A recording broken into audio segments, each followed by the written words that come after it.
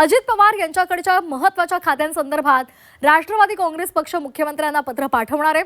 अजित पवार यांच्याकडची खाती ही राष्ट्रवादीलाच मिळावी आणि म्हणून आज राष्ट्रवादीकडून पत्रव्यवहार केला जाणार आहे।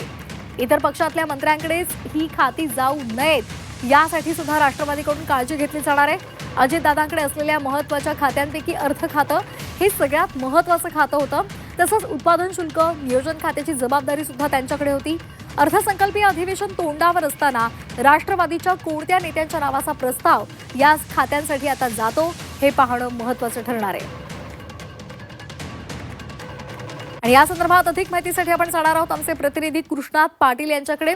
कृष्णात, अतिशय महत्त्वाचा मुद्दा आहे। अजित पवार यांचं निधन झाले आणि त्यानंतर आता राष्ट्रवादीकडे अजित पवारांकडे असलेली सर्व महत्त्वाची खाती असावी यासाठी पत्रव्यवहार केला जाणार आहे। काय एकूण माहिती आहे?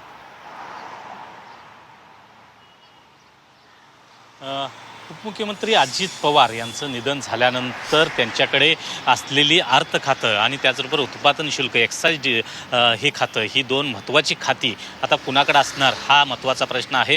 राष्ट्रवादी काँग्रेसच्या सर्व वरिष्ठ नेत्यांचं मत आहे की ही दोन्ही खाती ही राष्ट्रवादी काँग्रेसच्या वाट्याला आहेत, ती राष्ट्रवादी काँग्रेसच्या वाट्यालाच राहू देत अशा प्रकारची एक मागणी या नेत्यांची आहे। त्यामुळं मुख्यमंत्री देवेंद्र फडणवीस यांना तशा प्रकारे कळवण्यात आलेलं आहे की या दोन्ही खात्यांच्या बाबतीत कुठलाही निर्णय घेताना जो आहे तो विश्वासात घेतला जाऊनच केलावा आणि त्यासाठी या दोन्ही खात्यांसंदर्भातला दावा जो आहे तो राष्ट्रवादी काँग्रेसनं अधिक प्रबळ केलेला पाहायला मिळतोय। कारण अजित पवार यांनी ही दोन्ही खाती अत्यंत सक्षमपणे सांभाळली होती आणि 23 फेब्रुवारीपासून अर्थसंकल्पीय अधिवेशन हे राज्याचं सुरू होणार आहे। त्यामुळे अर्थ खातं कुणाकडे असणार आहे या संदर्भातला जो निर्णय आहे तो नक्कीच राष्ट्रवादी काँग्रेस पक्ष घेईल, परंतु ही खाती कुठल्याही इतर पक्षा म्हणजे भाजप किंवा शिवसेना शिंदे गट यांना कुणाकडे जाऊ नयेत यासाठी ही प्रयत्नशील असल्याचं राष्ट्रवादी काँग्रेसकडून समजतंय आणि त्याच दृष्टिकोनातून ही खाती राष्ट्रवादी काँग्रेसमधल्या कुठल्या मंत्र्यांकडे दिली जाणार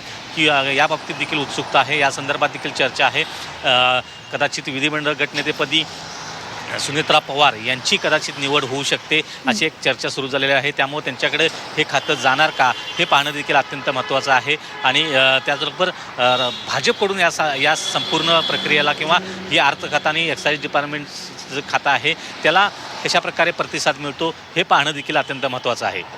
अगदी त्यामुळे आता या पत्रव्यवहारानंतर काय नेमकी चर्चा होते आणि ही खाती खरोखर राष्ट्रवादीकडेच राहतात की आणखी काही यामध्ये फेरबदल होतात हे पाहणं सुद्धा महत्त्वाचं ठरणार आहे। धन्यवाद कृष्णा दिलेल्या माहितीसाठी।